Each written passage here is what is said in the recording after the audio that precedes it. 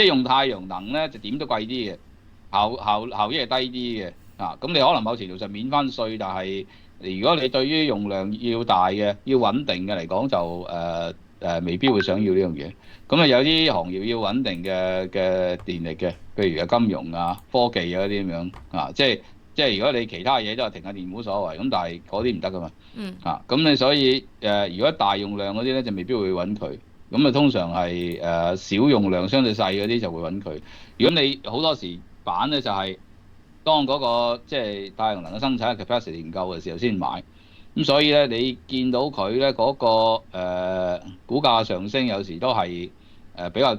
墮後嘅，比較滯後嘅，即係嗯往往都係誒即係能源即係整體嗰個化石能源價格係升晒嘅時候咧，咁佢就慢慢跟住行上去啦咁樣樣。